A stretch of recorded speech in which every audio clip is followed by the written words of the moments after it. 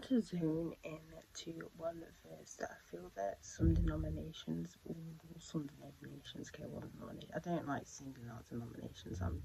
But I feel because where this video is going, there's anyway, whatever. And it is in verse. It's in 1 Samuel chapter 28, and it's verse 15. So basically, the context is Saul goes to a medium because he needs advice. He needs advice, and it involves where we end up seeing Samuel from the dead, and he's pretty annoyed that he's been woken up, basically. And I feel that when it comes to obviously, I know a lot of arguments and people say, well, he went to a medium, it's a bit different, but it's kind of the same thing. I mean, we're not supposed to be consulting the dead. Like, God doesn't change his word, and it is in Deuteronomy 18. But anyway, whatever. But I feel that we need to kind of zone in on his response, actually, because that kind of shows if, okay, as I said, the background, he went to a medium.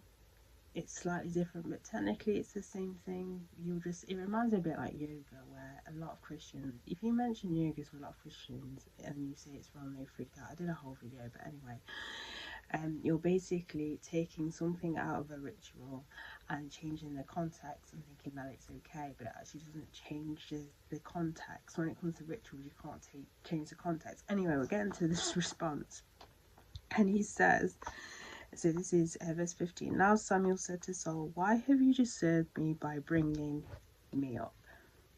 So if there was nothing wrong with consulting the saints and stuff, I know your argument was Samuel wasn't a saint, whatever. Everyone's a saint anyway. Again, this is where things get mixed up. Why do you think Samuel would have said that? I think he would have said that. He would have just gone straight into, I'm pretty annoyed with you, so he wouldn't have said that. And I think that line is very overlooked. I will mention Maccabees just because I am studying the Apocrypha, and that verse in there, I will say, if you read it and you have discernment, you will know that wasn't a divine thought. That was just his own thoughts by the flesh. Anyway, I thought I'd just point that in there just in case I get a load of comments. But anyway, so I think really, if we look at that verse and look and see, actually, you've awakened me. I was in rest, and obviously we know God allowed this to happen most of the time, 99% of the time. These things don't happen, or it's a demon pretending to be someone, but obviously God allowed this to prove a point to Saul, which he was already peeved off with in the first place. But it's definitely one of those responses where you need to kind of think and meditate and think, actually, if it was right, or even if the issue was just because he went to a medium, I think there would have been some sort of kind of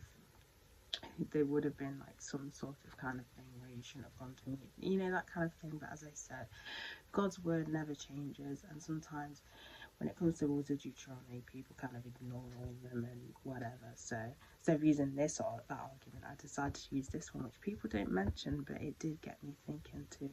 That probably wouldn't have been Samuel's response. I don't think so anyway.